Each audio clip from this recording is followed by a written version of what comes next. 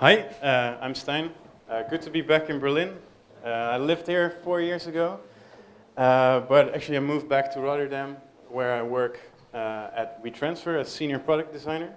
It's my first time doing such a public speaking thing, so please bear with me. A bit nervous. So Felix asked me to come talk here today, and the theme was productivity, but that the rest of the topic was fairly open, and just because Wetransfer makes productivity tools, that would be a good fit. So I thought about it, and the theme that came up to me over the last couple of weeks was metrics, actually. How we work with them as a product development team, as product designers on a company level, and how it affects my day-to-day.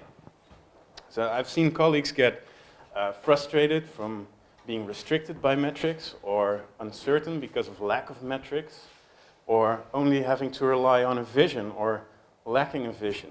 I believe that there is a sensible middle ground there, and that's what I would like to talk to you about today.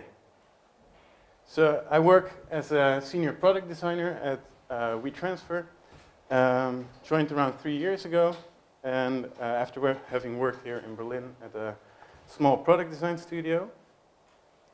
Wetransfer is mainly known for sending those big files from A to B through your firewall. And we've been doing that since 2009. And our biggest audience is in the creative sector, and because of that, our company statement is that we believe that creativity brings positive change. So as part of that, over the course of the last years, we have begun building a suite of tools. So instead of only having one tool, we started to differentiate and facilitate different parts of a creative process. So we've got Wetransfer.com, which some might know, and recently we started with Collect, which is an app for iOS and Android, which allows you to save content that you encounter. We got Paste, which is for making presentations without going through the hassle of having to style every slide, etc.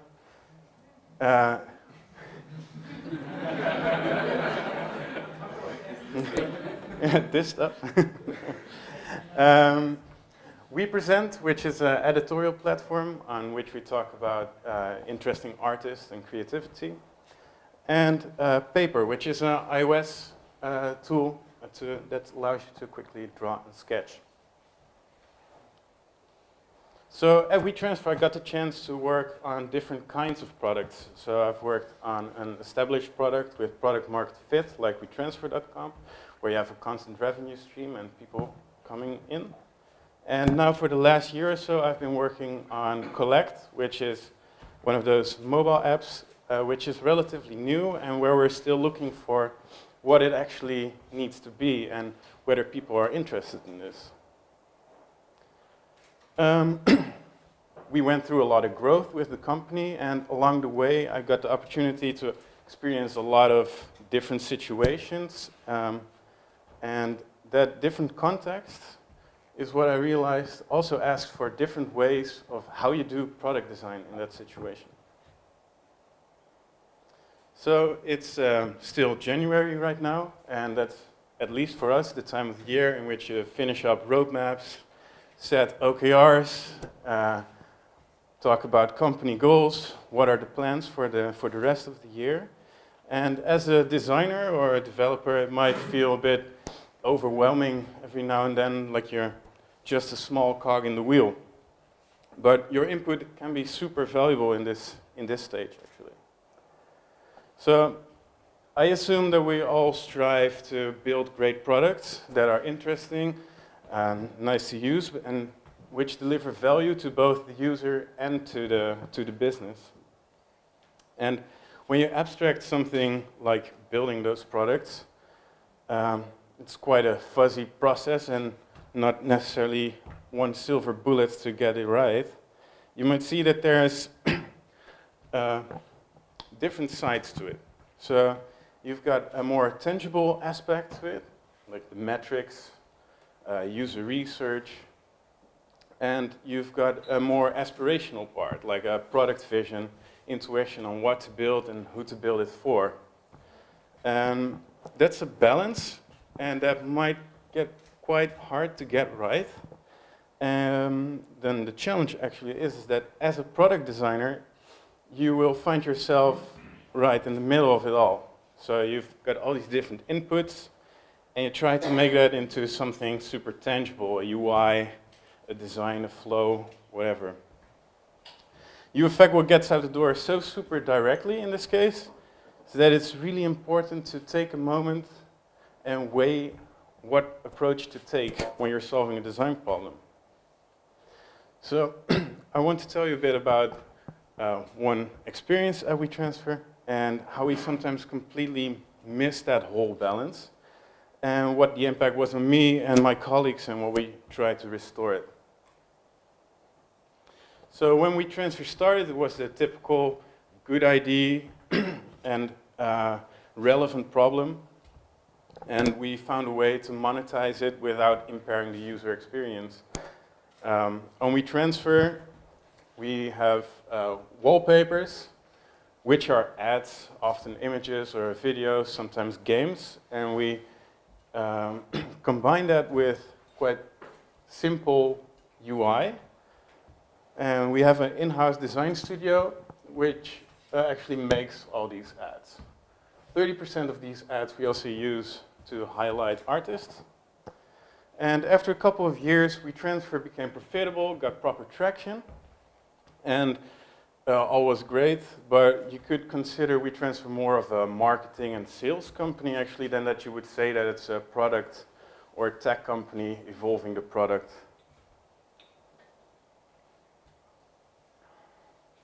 So eventually Wetransfer received some funding. They acquired the design studio that I used to work at, and I decided to join as well. And we really came in as the design team, tasked to do a redesign of the whole product, bring it up to date, make it ready for some next steps. And you probably heard about this a couple of years back, with Airbnb being the prime example of that design should have a seat at the table. Well, in 2016, when we joined, we absolutely got that seat at the table, and was quite a big seat as well. We were a small group of designers figuring things out while we go. We didn't really have like a data approach. We couldn't really leverage that. But by being a close-knit group and making our decisions based on healthy discussions, what happened was that we created kind of like a hive mind. Just by talking so much to each other and discussing what was the right path to achieve and what was our goal to go towards, we could ask quite vague and abstract questions like, does this design feel Wetransfer? And we actually understood what we meant. Company went on to grow, and we tried to become a more mature product company. Leadership changed quite drastically, and eventually the person with the vision representing design left the company actually, and we even got a new CEO. And that also started a change in how we worked. So we went from this separate design team, very siloed, to embedded in small product development teams. Well, that's nothing new. It's probably what most of us are familiar with, but it was needed for us to really start becoming more mature. So at Wetransfer initially, the direction was always very much set based on intuition and on vision, or by gut feel sometimes even. And the more the company grew, the harder it became to maintain that. And a need arose to measure what the impact was of the work that we did, and what's quite tangible. Well, a metric is super tangible. So it was a gradual transition from one person in the room with some sheets to a company-wide OKRs on every level you can imagine. eventually metrics started to dominate every discussion around the product. It was a great idea, but how do you think that that's going to drive up my metric? So the thing is, if done wrong, performance metrics promote short-term vision. So because it's a natural effect that you will only put effort towards the things that will actually help you achieve that one goal. And we got it quite wrong. So many people actually felt frustrated. Some people ended up leaving. People felt like they could not exercise their craft, do what they were good at.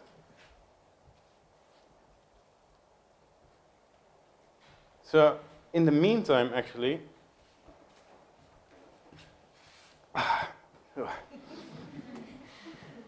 I got to work on a new project which was called Collect. And Wetransfer is mainly used on desktop. And we tried moving that to an iOS app, Android app, but that really just didn't work. But with mobile, of course, growing, and maybe sometime files will no longer be there, we wanted to find a concept that would work on a mobile as well, to have a presence there. So with Collect, we want to do something different from wetransfer.com, and it lets you store and save interesting content that you encounter, which are normally confined to the app that you view it in. For instance, an Instagram post or a Spotify track, we allow you to bring those two together and let you work with it. So the thing is, we released this app, but we did not really know whether this was something people actually wanted to use. Release fast, right? We were operating on quite a small scale compared to wetransfer.com, and now with the whole company having adopted all those OKRs, our focus was set to grow the user base. We were all quite new to this whole metric-driven development way of working, so we all just accepted it, and mainly happy to see that there was some direction on where to go and what to do. So the thing is that acquisition is not that hard for Wetransfer because we have a lot of traffic going to our website. So within a couple months we grew our user base by X times, and we were only busy just optimizing the flow to get more people in. All we needed to do was to promote the app on the right channels, and that would work. Thing is that we were focusing on how many people did we have per month, but that didn't tell us anything because those app installs, it didn't tell us anything whether people liked the app or whether they used the app in the way that we envisioned it. It only just told us to get more people in. So the monthly active users actually grew like crazy. But what we saw was that few people returned. So the idea didn't really seem to click. Our goal was to get more people in, so that's what we did. So all was fine, right? So within Wetransfer, we've got multiple product teams, and each team has their own OKR. Our biggest acquisition channel was and still is the download page if you go on your mobile phone to wetransfer.com when you receive a transfer. So to reach that goal, all we needed to do was to grow our presence. Let's see.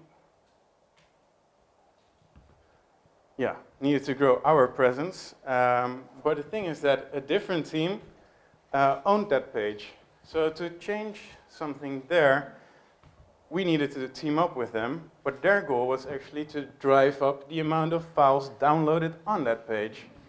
So us acquiring new users actually contradicted and not benefited them because we got them into our app. So what happens when teams have goals that don't align? It's like you're not very willing to work with each other. Conversations might not be as constructive as you would wish. So This very metric-driven focus actually led us to forget about why we were building the stuff that we wanted to build and who we were building it for and what vision we had. So we were only weighing our efforts on how much impact can it have on that metric. How many people can we get in more and more and more? So we realized that this was not a great situation to be in, and that these numbers, you could perceive them as vanity metrics. They're hollow numbers that work great in PR and marketing. It sounds great if you have X amount of people. But they tell you not that much when you're building a product. So we needed to take a step back, and why are we doing this actually? So what's the value of getting more people in if they don't stick eventually in the end? So, but we also understood that to be able to talk to leadership, you need some sort of a tangible thing like a metric, but this time we would do it on our terms. So we are making productivity tools. What drives productivity? That's habits. So what we did was define the habit moment. Together with our data scientists, we looked at what is most likely to become an active user, and we shifted our focus from acquisition to activation, where we, from now on, did not look at how many people we got in, but actually what people are, how many people are adding multiple pieces of content over a certain period of time. Well, this reshaped the conversation that we had with other teams. Like, you can imagine that it makes quite a big difference if you want to acquire more people or when you want to have active users, and how that affects the design that you make. So going through the hassle of changing our goal halfway through the year wasn't easy, but it restored the imbalance that there was between the metrics and the product vision, the tangible and the aspirational part, and it allowed us to focus on improving the proposition that we were trying to develop. So from there we were able to actually take some steps that now actually are showing proper traction and showing a click with our audience. So the metrics are now not there to achieve, but they help us to support and align with our product vision and can meaningfully indicate whether we are building the right thing.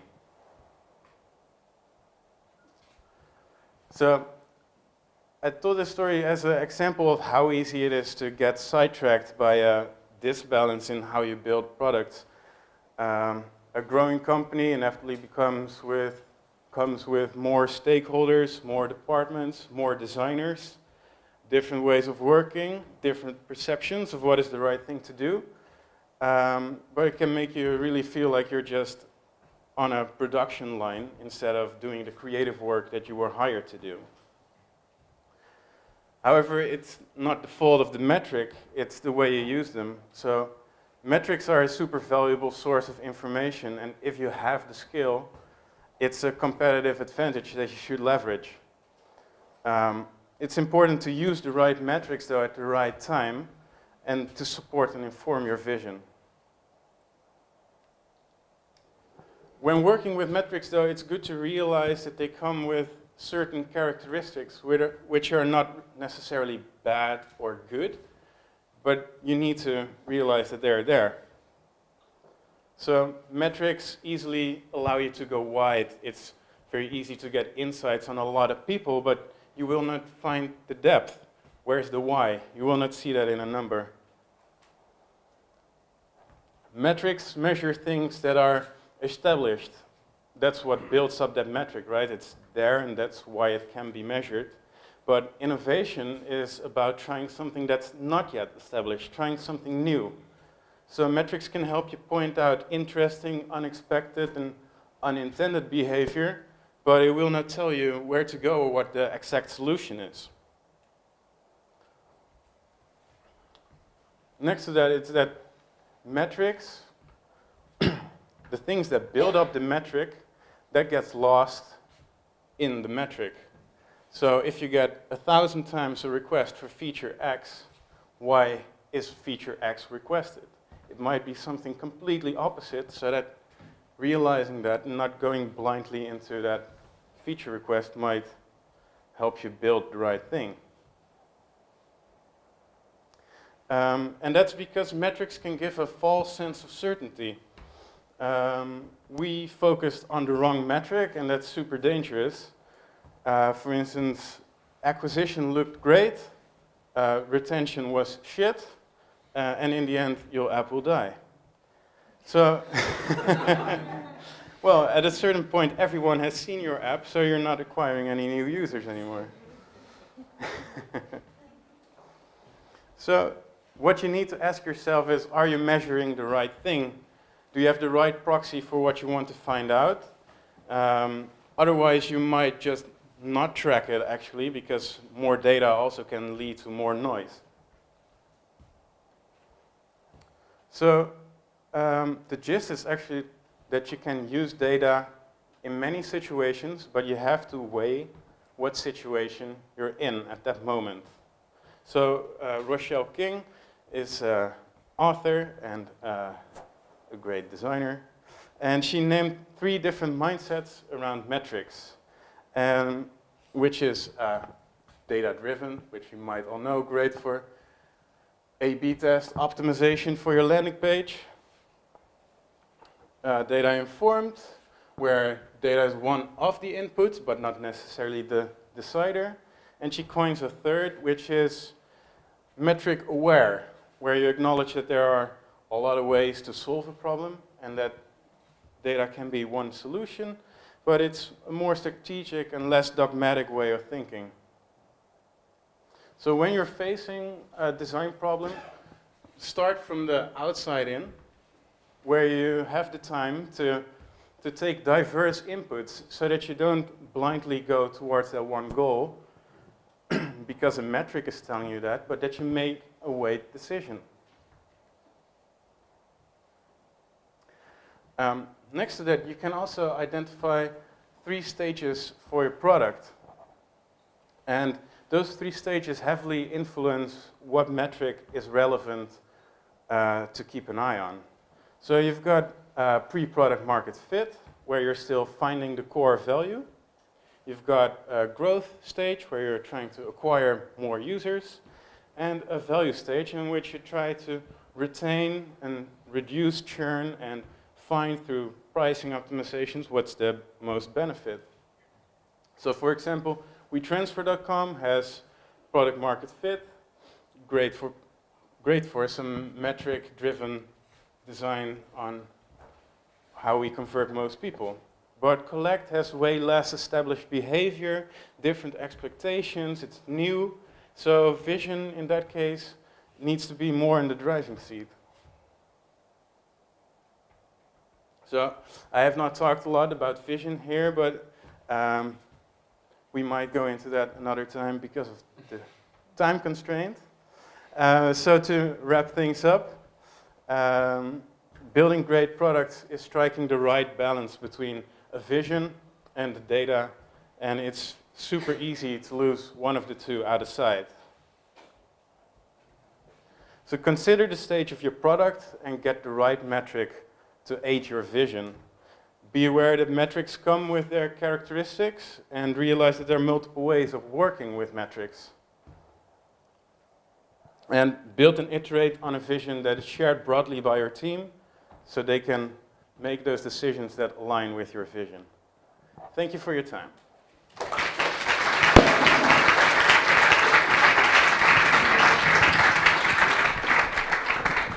Thank you so much for this talk and talking about the big things, kind of between objectivism and relationalism, I guess, kind of with the metrics. But yeah, other questions in the audience?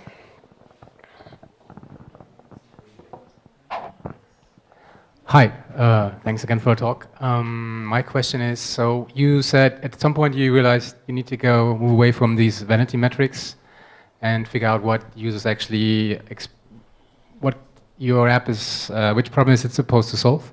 And can you maybe give an example of the process where you figured out, okay, this is some new something we learned, what users want to achieve, and how did you come up with a metric based on that user problem? Yeah. So the OKR got set to acquire a lot of people. We had to grow from 1 million active users to 10 million. And that was just set by, just like this, by leadership. And yeah, it's true. So it worked the first couple of months, but then we saw no retention whatsoever. So we have a dedicated data analyst in our team, which is a great thing. And he helped us set and think about, okay, what else can we look at? And what can, with some confidence, say that this person will return? So from that moment, we looked at, okay, how many items get added within a certain time frame? And that allowed us to more confidently. I'm not sure whether that really answers your question, though. Yeah, it started like it would be the answer to my question. So you basically had some kind of process to figure out what users want, some discovery process, yeah. and then in the end. Yeah. Yeah. A great thing for having a big scale is, of course, that you can just put things out and see what clicks. But also, we have a dedicated user researcher on the team, so we did a lot of in-depth interviewing. When we try a new feature, we just talk to a lot of people. That whole process of exploration. And from there now we try to find certain themes that we can work on and then try to validate that in the live world. Okay, thanks.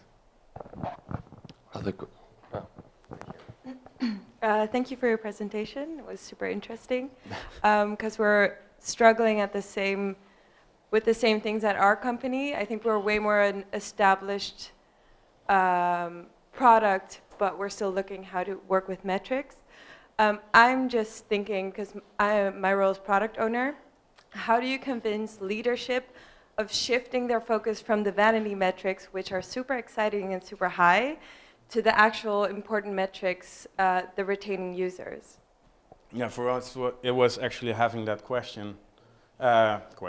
that conversation actually. We're like, okay, we can get this amount of people in, and then being backed by a data analyst aligning on that goal and a PM aligning on that goal. That made it fairly easy to shift the focus there. Because in the end, if you can get all the people in there, but if they all leave, then what's the value of focusing on that? One more question. How do you monetize this app? Great question. Well, small side note, she was initially the PM on this product. So Well, so long time ago, so I yeah. can't take any credit for what it looks like now. So currently it's not monetized at all. It's more of the being at the relevant stage, and we currently make our money through Wetransfer.com and other products. And that's a big theme for 2019, actually. Exciting. Yeah. I have an answer for your first question as well. If you subscribe to the YouTube channel, you'll get a notification once his talk is online, and then you can send it to your managers. So it's a very good way of doing it. Yeah, there's another question back there. Hi, thank you so much for the presentation and all the knowledge you share today. I find really interesting the slide you share about the stages and the product, like prem, market fit, growth, and value. What do you think about doing or focusing on prem, or like probably pre-market fit or value and growth at the same time? Or would you do it? Yes, why not? Wetransfer.com is kind of in that stage, and it kind of depends on what you want to focus at that moment. Probably it's wise to set a priority. However, I'm not the PM, so it can have an opinion in that conversation, but it's not up to me. So I can give you an advice, but really, I think you need to have good discussions there. However, I think like focusing on one goal at least also helps you align the team. And that's what we really saw is as soon as you have something that's shared across the team and also from other parts of the product that I worked on, is then things just go faster because you're all going to a common goal.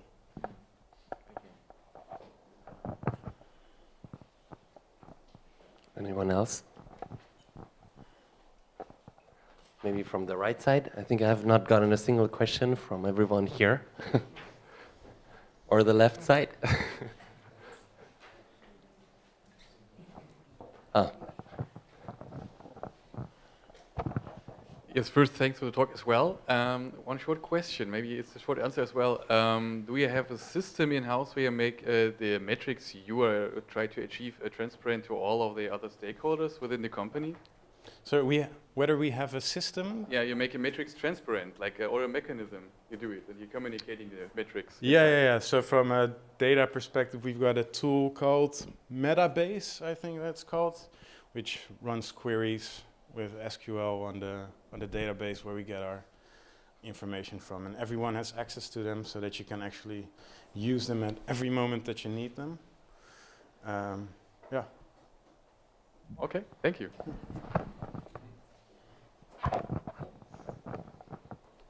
Another last question, maybe?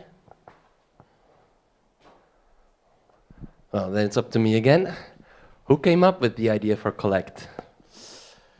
Ooh, maybe you should answer this question. No. Here. Hi, I'm Nina. I was the product manager when we started working on this app. How we actually did it was working with a system where we looked at our current users of our website, which were creatives. We started just having these open conversations and interviews with them.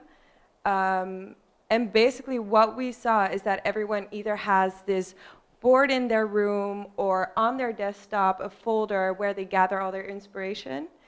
And we took that idea and made it an app on your phone. And that was the base. And Stijn and his team took it to the next level. So that's where it came from. Anything to add?